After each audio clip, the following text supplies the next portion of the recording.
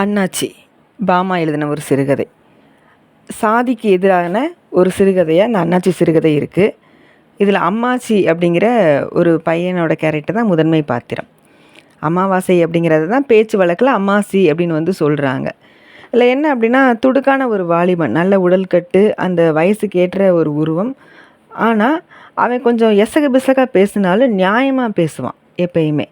ஆனால் ஊர் மக்கள்லாம் அவனை தூத்தி வச்சு திட்டுவாங்க. ஏன் இப்படி இவன் பண்ணுறான், ஏன் இவன் இப்படி பேசுகிறான் அப்படின்னு சொல்லிட்டு.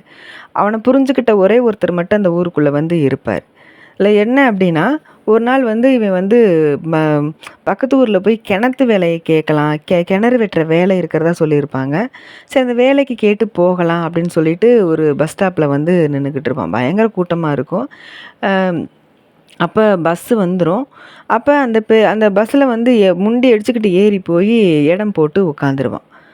அப்போ உட்காந்தா நிறைய பேர் நின்றுக்கிட்டு இருப்பாங்க. அந்த இடத்துல சந்திரசேகர் அப்படிங்கிறவர் நிற்பார். அவர் உயர்ந்த ஜாதிக்காரரு. அவங்க புஞ்சையில் தான் அவனோட அப்பா வேலை செஞ்சுக்கிட்டு இருப்பான். அப்போ அவர் நிற்கவும், இவன் தாழ்த்தப்பட்ட ஜாதியை சேர்ந்தவன், ஒரு பறையர் அப்படின்ற ஒரு இனத்தை சேர்ந்தவனாக அந்த கதையில் வெளிப்படையாகவே காமிச்சிருப்பாங்க. அப்போ ஒரு தாழ்த்தப்பட்ட ஜாதியை சேர்ந்தவன் உட்காந்துட்டு வர்றதும், ஒரு உயர்ந்த ஜாதிக்காரர் நின்றுக்கிட்டு வர்றதையும் அங்கே இருக்கிறவங்கனாலே ஏற்றுக்க முடியாது. ஏன் இவனோட இனத்தை சேர்ந்தவனாலே ஏற்றுக்க முடியாது. அப்போ சந்திரசேகர் கேட்பார், நீ இவனோட மகன் தானேன்னு சொல்லிட்டு அவங்க அப்பா பேரை சொல்லி கேட்கும்போது ஆமாம் அப்படின்றவர்.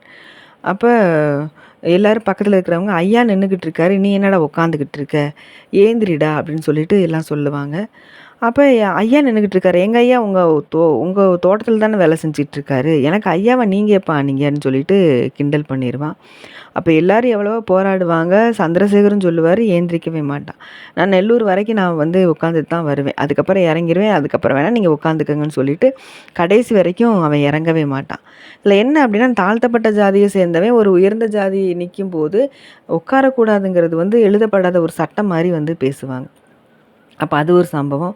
அப்போ ஊரெல்லாம் அவனுக்கு ரொம்ப, அவங்க அப்பா அம்மா மாதிரி கிடையாது, அவனுக்கு வாய் கொஞ்சம் ஜாஸ்தி. அவன் என்ன இப்படி பழகி வச்சுருக்கான், மனுஷ மக்கங்களை மதிக்க மாட்டேங்கிறான்னு ஊரில் இருக்கக்கூடியவங்கெல்லாம் அவனை திட்ட ஆரம்பிப்பாங்க. அதுக்கப்புறம் இன்னொன்று என்ன அப்படின்னா, இவன் ஜெயசங்கர் அப்படின்ற ஒருத்தர் நாயக்கமார் தோட்டத்துக்கு வேலைக்கு போவான். வரப்பு வெட்டுற வேலைக்கு கூப்பிட்டுருப்பாங்க. இவன் எப்படி போவான்னா, நல்லா துணியெல்லாம் நல்லா வெளியில் அயன் பண்ண கொடுத்து அந்த சட்டை, மடிப்பு கலந்த சட்டையை வாங்கிட்டு அதை போட்டுக்கிட்டு ஒரு மண்வெட்டி எடுத்துக்கிட்டு ஜெய்சங்கரோட தோட்டத்துக்கு போவான். அப்போ இவனை மேலேயும் கீழேயும் பார்த்துட்டு, நீ கொஞ்சம் விவகாரம் பிடிச்ச ஆள், இன்னொன்று நீ தோட்டத்து வேலைக்கு வந்த மாதிரியே தெரியல, வேறு ஆளே கிடைக்கலையா அப்படின்னு சொல்லிட்டு அந்த ஜெய்சங்கர் கொஞ்சம் கேட்பார்.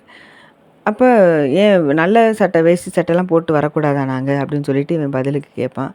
இன்னொன்று, நீ வர்ற நேரத்தை பார்த்தில, மணி என்ன ஆகுது தெரியல, நீ நான் எப்போ வர சொன்னால் நீ எப்போ வர்ற அப்படின்னு கேட்கும்போது, என்கிட்ட கேட்குறீங்க, வாட்சி நானாக கட்டியிருக்கேன், நீங்கள் தான் ரிஸ்ட் வாட்ச் கட்டியிருக்கிறீங்க, நீங்கள் தான் மணி பார்த்து சொல்லணும் அண்ணாச்சி அப்படின்னு சொல்லிடுவான்.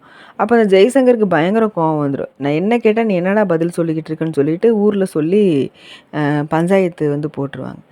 ஜெய்சங்கரை எதிர்த்து பேசுனதுக்காக பஞ்சாயத்து இல்லை, ஜெய்சங்கரை எப்படி ஒரு தாழ்த்தப்பட்ட ஜாதியை சேர்ந்தவன் அண்ணாச்சின்னு கூப்பிடலாம், அதுதான் பஞ்சாயத்து. அப்படிலாம் கூப்பிடக்கூடாது, ஐயான்னு சொல்லிட்டு கூழ கும்பிடு போடணுன்னு தான் மக்கள் எல்லாம் எதிர்பார்ப்பாங்க. அப்போ அந்த கூட்டத்தில் வச்சு நீ அவரை அண்ணாச்சின்னு கூப்பிட்டியா கேட்கும்போது, ஆமாம் அவரை நான் அண்ணாச்சின்னு தான் கூப்பிட்டேன் அப்படின்னு. நீ எப்படி ஒரு உயர்ந்த ஜாதிக்காரரை பார்த்து, ஒரு நாயக்கமாரை பார்த்து நீ எப்படி அண்ணாச்சி நீ கூப்பிட போச்சு அப்படின்னு கேட்கும்போது, இவனுக்கு ஒரு ஒரு கோபம் இதெல்லாம் வரும். அப்போ இவன் சொல்லுவான், அவர் என்னை விட வயசில் மூத்தவர், அதனால் அண்ணாச்சின்னு சொன்னேன், ஒருவேளை வயசு இளையவராக இருந்தால் அவரை நான் தம்பின்னு சொல்லியிருப்பேன் அவ்வளோதான். சொல்லும்போது அங்கே இருக்கக்கூடிய மற்ற இளவட்ட பசங்க பூரா கொல்லுன்னு சிரிச்சிருவானுங்க. மற்றவங்களுக்கெல்லாம் ஒரு மாதிரி ஆயிரும்.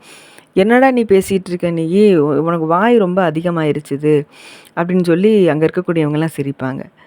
அப்போ இவன் சொல்லுவான், போன வாரம் இப்படி தான் சாக்கடை அல்றவனை பார்த்து நான் அண்ணாச்சின்னு கூப்பிட்டேன், ஒரு குறசாதி பையலை போய் நீ எப்படா நீ அண்ணாச்சின்னு சொல்ல போச்சுதுன்னு அப்பையும் என்கிட்ட சண்டைக்கு வந்தீங்க.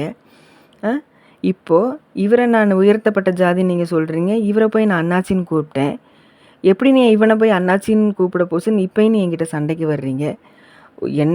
என்னோட இனத்திலேருந்து தாழ்த்தப்பட்டவனையும் நான் அண்ணாச்சின்னு கூப்பிடக்கூடாது, உயர்த்தப்பட்டவனையும் நான் அண்ணாச்சின்னு கூப்பிடக்கூடாது, இப்போ நான் யாரை தான் அண்ணாச்சின்னு கூப்பிடுறது? கழுத விட்டையில் முன்னாடி வர விட்டையும் விட்டை தான், பின்னாடி வரக்கூடிய விட்டையும் விட்டை தான். மனுஷங்களில் எல்லாருமே மனுஷங்க தான். உயர்ந்தவனும் கிடையாது, தாழ்ந்தவனும் கிடையாது.